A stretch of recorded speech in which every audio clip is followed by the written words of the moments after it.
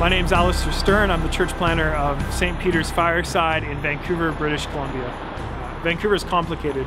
On the one hand, you have a city that's profoundly beautiful with people who want to seek its common good, and yet at the same time, a study came out by the Vancouver Foundation that says that a majority of people living in the downtown core experience loneliness and isolation, and as a result, they become cynical and jaded.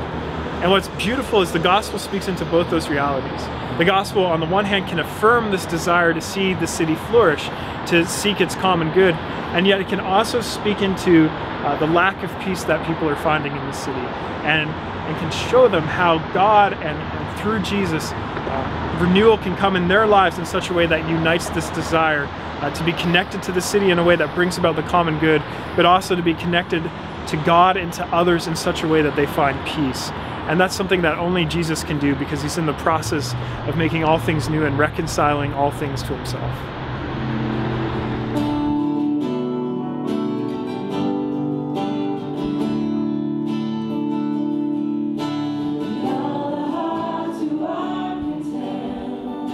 There were a few emergencies where I had to call up Alastair and Julia, and they really took care of me. They prayed for me, laid their hands on me, and encouraged me. I really appreciate that.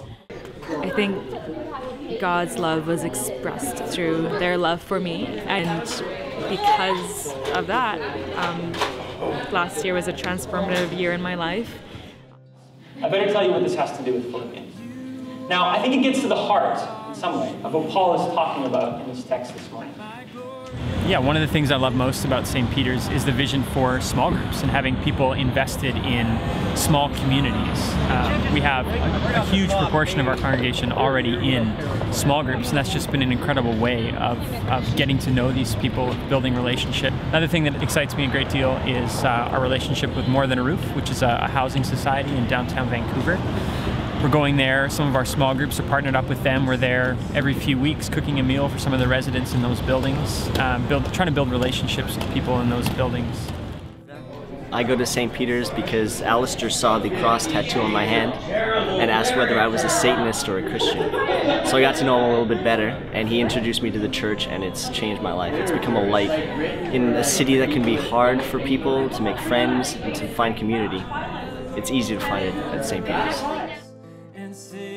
After about 8 months of being in the city, we had about 8 people who were willing to gather in our house. And so we started gathering together and talking about what could it look like if there was a new church downtown. We started reaching out to more people, and then we had our first preview service. And before we had our first preview service, we had maybe 20 people in our core team, our launch team. But then that first preview service, we had over 200 people show up because our team came together and really embraced the idea of reaching out to everyone. And then from that point onward, we had another preview service a few months later and another one.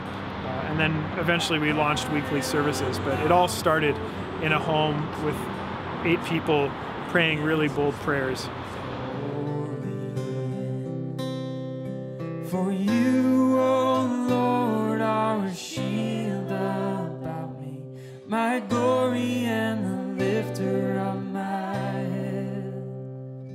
I cry aloud for the Lord to answer, and he answers from his holy